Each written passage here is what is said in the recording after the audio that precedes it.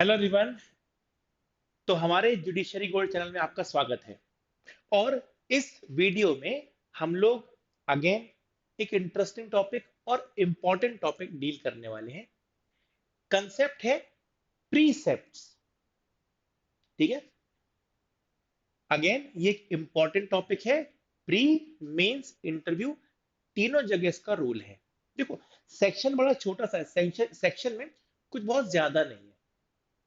आपको बता दूं कि इस सेक्शन को समझना कोई बड़ी बात नहीं है। हाँ, इस सेक्शन के पीछे का जो ऑब्जेक्ट है ना, वो समझना ज्यादा जरूरी है कि ये चीज हो क्यों रही है। ये समझना ज्यादा जरूरी है। ठीक है, तो एक बार मैं आपको शॉर्ट में बताता हूं कि ये प्रोविजन क्यों है। और रीडिंग में इसमें कुछ बहुत अधिक नहीं है। ठीक है, तो जरा समझते हैं। देखो, एक केस है जो कि चल रहा है ए और बी के बीच में। हम मानते हैं कि ये सूट एक मनी सूट है। क्या है? मनी सूट है, जहां पर ए बी से 50 लाख रुपए वसूल करने के लिए केस लेकर के आया है अगेंस्ट बी। कोर्ट ने डिक्री पास करी। डिक्री क्या पास हुई? That mister B, you are liable to pay ₹50 lakh to mister A. तो कुल मिला के बी केस हार गया। B is a judgement debtor and A is decree holder. तो ये डिक्री पास हो गई। अब ये जो कोर्ट है ना, ये कोर्ट इस डिक्री को एग्जीक्यूट भी करेगा। एग्जीक्यूट कैसे करेगा? एक ऑप्शन है कि बी को सिविल प्रिजन में डाल दे। एक ऑप्शन है कि बी की प्रॉपर्टी को अटैच कर ले और अटैच करके सेल कर दे। तो कोर्ट ने क्या किया? इस वाले ऑप्शन को चुना। कोर्ट ने क्या चूज किया कि भाई बी की प्रॉपर्टी अटैच करेंगे, उसको बेचेंगे और फिर पैसा जो है वो डिक्री होल्डर को दिलवा देंगे।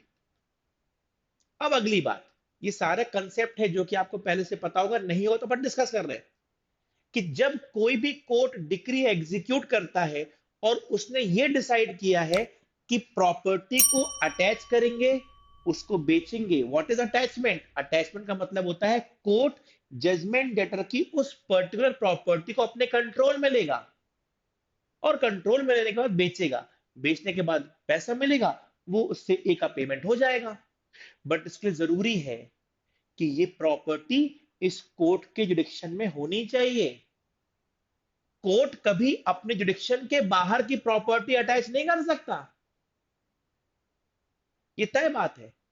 तो कोर्ट जो है, उसके जुडिक्शन में बी की प्रॉपर्टी है। कोर्ट उस प्रॉपर्टी को अटैच करेगा, बेचेगा और पेमेंट ए को कर देगा। मगर यहां पर एक छोटी सी बात समझने वाली होगी, 50 लाख अमाउंट बड़ा है। तो कोर्ट के जुडिक्शन में बी की प्रॉपर्टी तो है, इसको समझना। कोर्ट के जुडिक्शन में जजमेंट डेटर की प्रॉपर्टी है, मगर कोर्ट को लगता है कि यार अमाउंट इतना बड़ा है, जो प्रॉपर्टी बी की मेरे एरिया में है, मान लीजिए कोई बिल्डिंग है बी की जो कि इस कोर्ट जुडिक्शन में है, कोर्ट उसको बेच सकता है। बट कोर्ट को लग रहा है कि हो सकता है कि यार इतना बड़ा अमाउंट है, हो सकता है इस बिल्डिंग को बेचकर हम ना वसूल कर पाए। देखो, प्रॉपर्टी ज्यादा की बिक सकती है, कम की बिक सकती है, बट अभी तो अंदाजा है ना कि इसके लगभग बिक बिक पाएगी। हो सकता है कि 50 लाख दिलवाना है, प्रॉपर्टी 45 लाख की बिके, फिर क्या होगा? प्रॉपर्टी 40 लाख की बिके, फिर क्या होगा? देखो, 50 लाख से ऊपर की बिकी तो कोई टेंशन नहीं है, मगर प्रॉपर्टी अगर कम की बिकी, 45 लाख की बिक पाई, 40 लाख की बिक पाई, तो 10 लाख तो और वसूल करना रहेगा। तो अभी कोर्ट को ये कंफर्म नहीं है कि जो प्रॉपर्टी मेरे एरिया में है वो सफिशिएंट है तो मैं बेच सकता हूं, पैसा वसूल भी हो सकता है। चांसेस हैं कि कम पड़ जाए, फिर क्या होगा? तो 10 लाख तो कम पड़ जाएंगे। और यही कोर्ट को पता चलता है कि इसी जजमेंट डेटर की किसी दूसरे कोर्ट के एरिया में एक और प्रॉपर्टी है। तो अब कोर्ट को यह लग रहा है कि यार ये प्रॉपर्टी तो कम पड़ सकती है, चांसेस है, हो सकता है कि जब तक इस प्रॉपर्टी को हम बेचे, टाइम लगता है ना, तो जब तक इस प्रॉपर्टी को हम बेचें तब तक जजमेंट डेटर इस प्रॉपर्टी को बेच दे। तो यहां क्या हुआ, यहां प्रॉपर्टी से जो पैसा मिला वो कम पड़ गया, और यहां जो प्रॉपर्टी थी वो जजमेंट डेटर ने पहले बेच दी, तो ये प्रॉपर्टी से पैसा वसूल नहीं कर पाए, और ये तो जजमेंट डेटर की प्रॉपर्टी बची नहीं। तो क्या करेंगे, क्योंकि अल्टीमेटली ये हो सकता है कि यहां पर प्रॉपर्टी बेच दी, कम पड़ गया, तो इस प्रॉपर्टी को अटैच कर लिया, उसको बेच दिया, ऐसा हो सकता है। बट द पॉइंट इज कि तब तक का जजमेंट डेटर प्रॉपर्टी रोक के रखेगा, उसको तो मालूम है कि यहां पे कम पड़ सकता है, वो तो उसको बेच देगा। फिर क्या करोगे, और पैसे लेकर के भाग गया, फिर क्या करोगे। सीन समझो, 46 में समझने के लिए कोई बहुत बड़ी बात नहीं है। 46 क्यों है ये समझना इंपॉर्टेंट है, आप 46 आराम समझ जाओगे। तो किसी कोर्ट ने डिक्री पास करी किसी जजमेंट डेटर के खिलाफ, कोर्ट ने डिसाइड किया कि तुम्हारी प्रॉपर्टी मेरे एरिया में है, मैं इस प्रॉपर्टी को बेचूंगा, पैसे वसूल करूंगा, और डिक्री होल्डर को पैसा पे कर दूंगा। बट यहां पर कोर्ट के मन में एक डाउट आया कि यार ये प्रॉपर्टी तो कम पड़ सकती है, 50 लाख बड़ा अमाउंट होता है, हो सकता है ये प्रॉपर्टी 50 लाख से कम बिके, फिर क्या होगा। यहीं पर कोर्ट को क्या पता चला कि इसी जजमेंट लेटर की किसी दूसरे कोर्ट के एरिया में कोई प्रॉपर्टी है।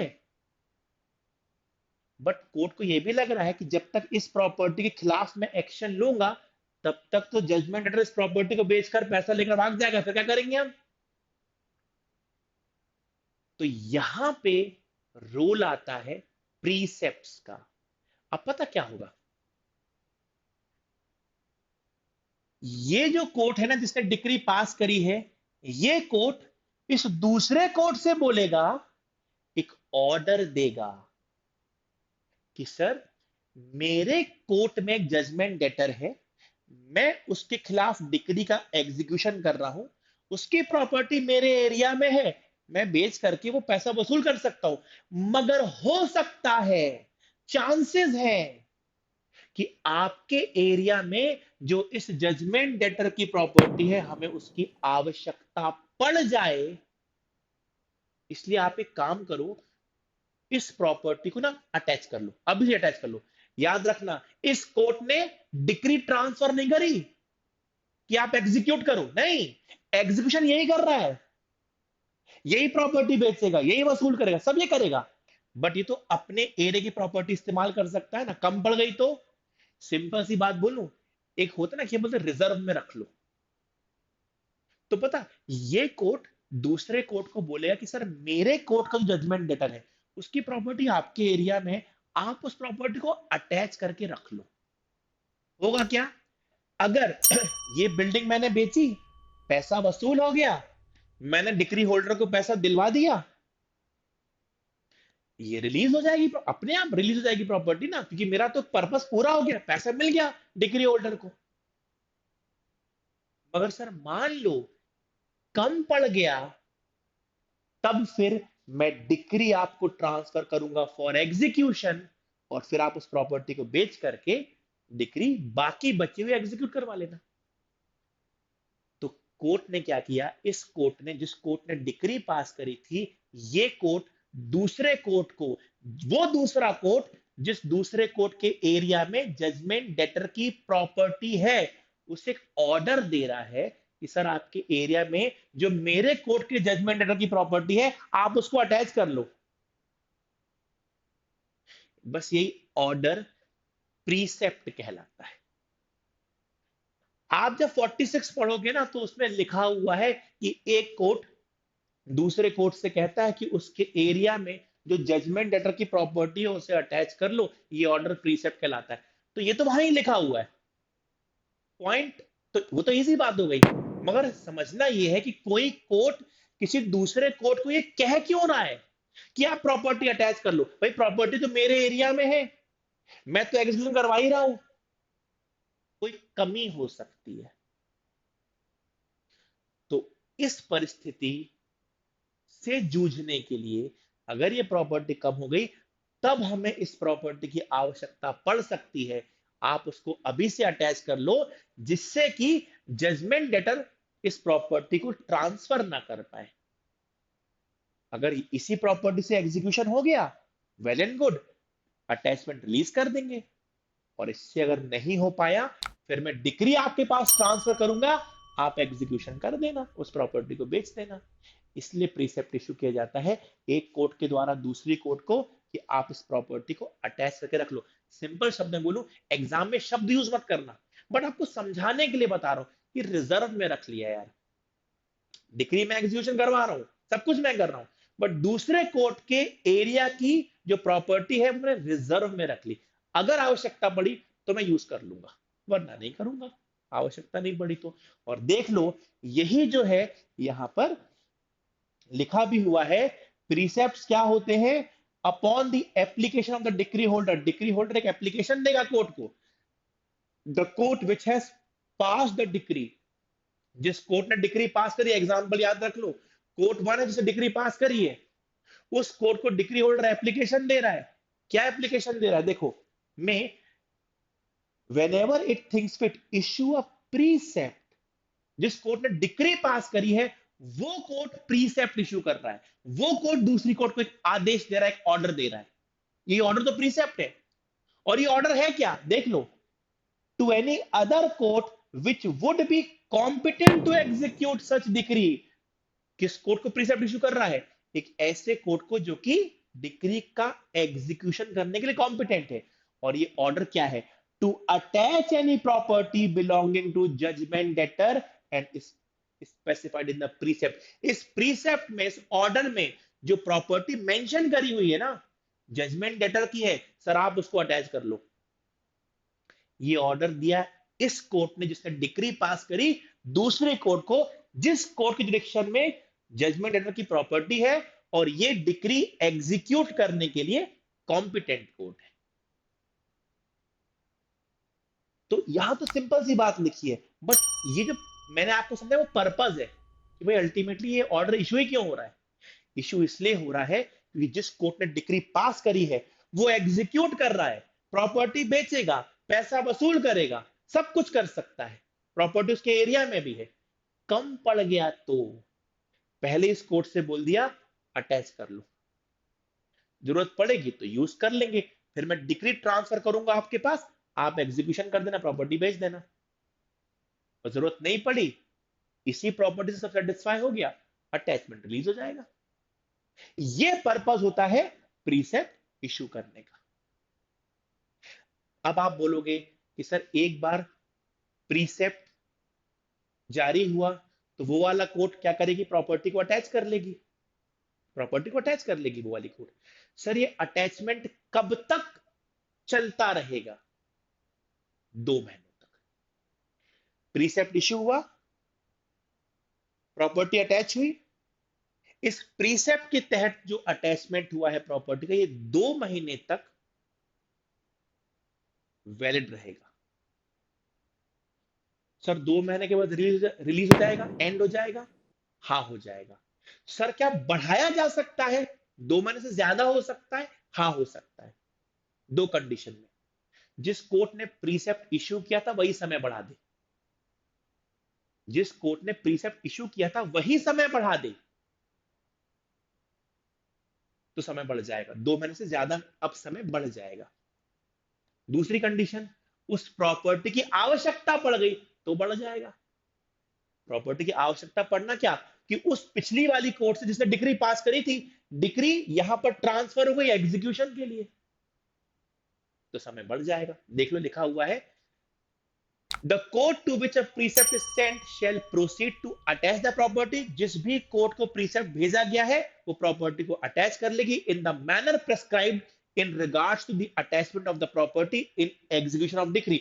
डिक्री के एग्जीक्यूशन में जिस तरीके से प्रॉपर्टी अटैच होती है, प्रॉपर्टी को उस तरीके से अटैच कर लिया जाएगा उस कोर्ट के द्वारा जिससे प्रीसेप्ट इशू किया गया था, जिससे प्रीसेप्ट इशू किया गया था। खास बात देख लो, provided that no attachment under a precept shall continue for more than 2 months। कब तक अटैचमेंट रहेगा? 2 महीनों तक। सर क्या बढ़ सकता है? हाँ बढ़ सकता है, दो कंडीशन में। जिस कोर्ट ने प्रीसेप्ट इशू किया था वही कोर्ट समय बढ़ा दे। दूसरा, उस प्रॉपर्टी की आवश्यकता पड़ जाए। आवश्यकता पड़ जाए मतलब वहां से डिक्री यहां ट्रांसफर हो गई एग्जीक्यूशन के लिए। जिस कोर्ट ने डिक्री पास करी थी वहां से डिक्री यहां ट्रांसफर हो गई एग्जीक्यूशन के लिए। तो देखो लिखा हुआ है unless the period of attachment is extended by the order of the court which pass the decree. जिस कोर्ट ने डिक्री पास करी थी वही समय बढ़ा दे, जिसने प्रीसेप्ट इशू किया था वही समय बढ़ा दे। अच्छा, और unless before the determination of such attachment, वो अटैचमेंट खत्म होता उससे पहले क्या हुआ, प्रॉपर्टी की आवश्यकता बढ़ गई। मतलब क्या हुआ देखो, the decree has been transfer to the court by which the attachment has been made and the decree holder has applied for an order for the sale of such property. वो property कम पड़ गई तो decree वहां से यहां transfer हो गई एग्जीक्यूशन के लिए, और डिक्री होल्डर ने प्रॉपर्टी को बेचने के लिए, सेल करने के लिए अप्लाई कर दिया, तो समय बढ़ जाएगा। यही है प्रीसेप्ट। प्री मेंस और इंटरव्यू सबके लिए टॉपिक जरूरी। ठीक है, तो ये हमारा कंसेप्ट था प्रीसेप्ट सेक्शन नंबर 46। इसका हमने बेसिक समझा कि ये सेक्शन है क्यों, और फिर सेक्शन हमने समझ लिया। ठीक है, प्री में ये 2 मंथ्स वाला पॉइंट है ना, ये इंपॉर्टेंट है, पूछा जा सकता है कब तक अटैचमेंट वैलिड रहेगा। जनरली 2 मंथ्स, फिर बढ़ भी सकता है, आपको कंडीशन बता दी। ठीक है, तो ये था आज का हमारा वीडियो। अगर वीडियो पसंद आया है तो लाइक करिए, शेयर करिए, और चैनल अगर आपने सब्सक्राइब नहीं किया है तो सब्सक्राइब बिल्कुल कर लीजिए। Thank you and all the best.